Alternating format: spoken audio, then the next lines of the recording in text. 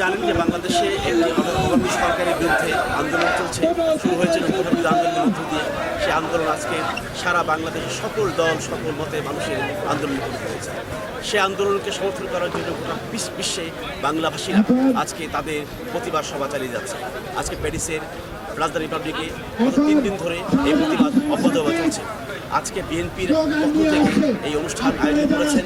এখানে হাজার হাজার মানুষের উপস্থিতিতে বাংলাদেশের ফ্যাসিবাদী এই ন্যাক্কারজনক সরকারের বিরুদ্ধে তারা প্রতিবাদ করছে। স্লোগান মুখরিত এই জনগণ তারা চাচ্ছে বাংলাদেশের গত 15 বছরে যে একটা দেশ সরকার ব্যবস্থা প্রতিষ্ঠা হয়েছে সেখানে নেতৃত্বে সেই ফ্যাসিবাদী জায়নবাদ সরকারের পতন চাচ্ছে। এই পতনের জন্য তারা আজকে বাংলাদেশের থেকে প্রায় 10,000 মাইল দূরে প্যারিসের এই রাজধানী রিপাবলিকের এই বাংলাদেশ চত্বরে আজকে আমরা ঘোষণা করছি বাংলাদেশ প্রভাব মানে না।